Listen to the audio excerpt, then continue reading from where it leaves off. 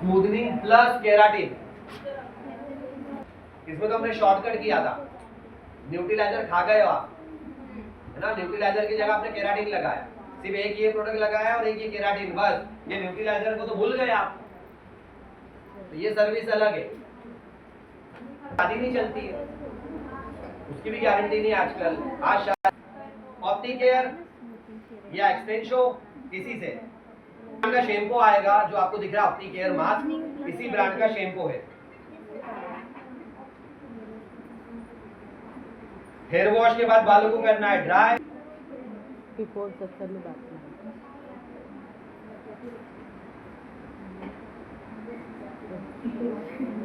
ले लिया, आपको 4 सेक्शन कर लिए सर। आपको ये यूज करना है बस। शैम्पू के बाद कोई भी मास्क कंडीशनर आपको नहीं लगाना, क्योंकि हम सर्विस अभी करने वाले, कभी खत्म नहीं हुई। खत्म जब होती ना, जब हम कंडीशनर और मास्क लगाते है ना। अभी हमें सर्विस क्यूटिकल्स को ओपन करना है आपको नॉर्मल, या क्लाइंट ने ऑयल लगा के रखा है, या स्कैल्प से भी ऑयल आता है 3-4 दिन का, 6 दिन का, या डस्ट है बालों के अंदर, तो हमें बस वो क्लीन करना है। तो जो नॉर्मल है, हर चीज में आप करते हो, कलर में भी करते हो, है ना, केराटिन में भी आपने किया, बोटॉक्स में, इसमें भी आपको करना है।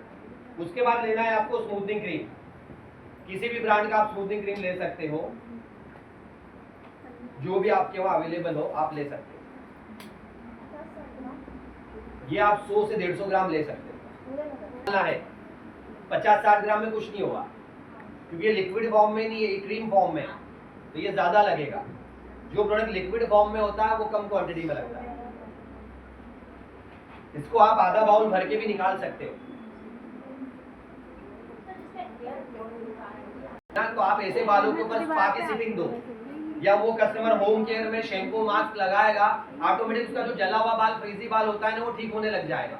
उसके बाद फिर आप ये ट्रीटमेंट कर सकते हो।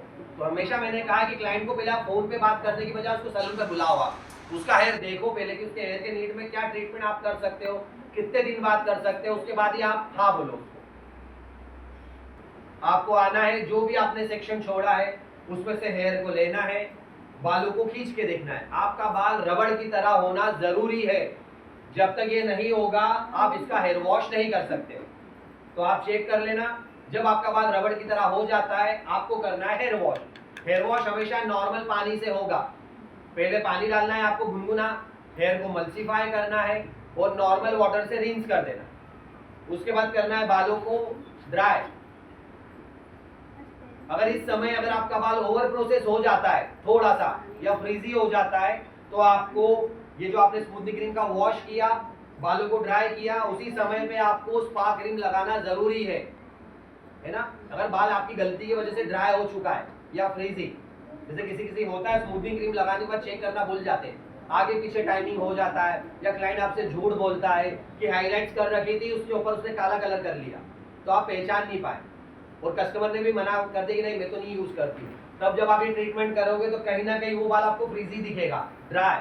तो ऐसे बाल को ठीक करने के लिए आप तुरंत उसी बाल पे स्पा क्रीम लगा देना, है ना। ये स्पा क्रीम को रिमूव कर देना, फिर बालों को करना है आपको ड्राई, ब्लो ड्राई की मदद से, और 4 सेक्शन में डिवाइड करना है आपको। डिवाइड करने के बाद अब आपको लेना है अच्छे से बालों को आपको सीधा करना है।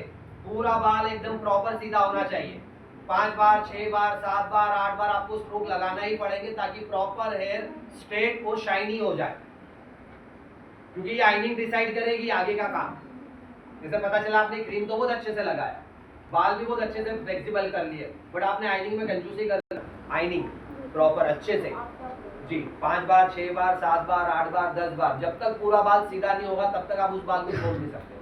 तो सेक्शन जी 100% ड्राई करना है, क्योंकि तो अगर हल्का सा भी गीला बाल होगा, जैसे आप आइनिंग करोगे तो उसके अंदर मॉइस्चर ज्यादा निकलेगा और पानी जो जलता है उसकी आवाज आएगी, तो क्लाइंट घबरा जाएगा।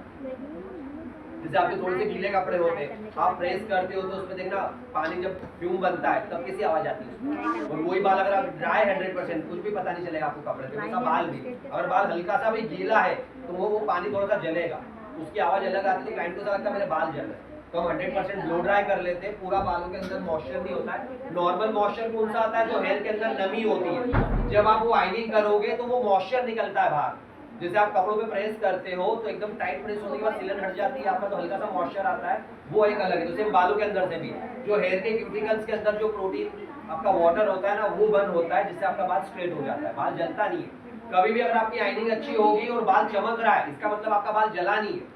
मॉइस्चर निकलेगा लेकिन बालों में शाइन आती है।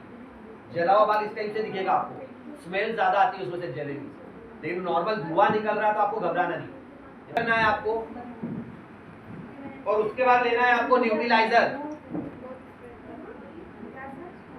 आइनिंग कर लिया, अपने बालों को सीधा करा, सीधा करने के बाद अब आपको लेना है न्यूट्रीलाइजर। किसी भी ब्रांड का ले सकते हो आप। अगर आपने लोरियल का करा है तो लोरियल के साथ ये बॉटल आती है, ये वाला न्यूट्रीलाइजर लेना है आपको। अगर आपने सॉचकॉफ करा है ये, तो इसके साथ ये वाला आएगा पाउच के अंदर, तो आपको ये न्यूट्रीलाइजर लेना, बाउल के अंदर मिक्स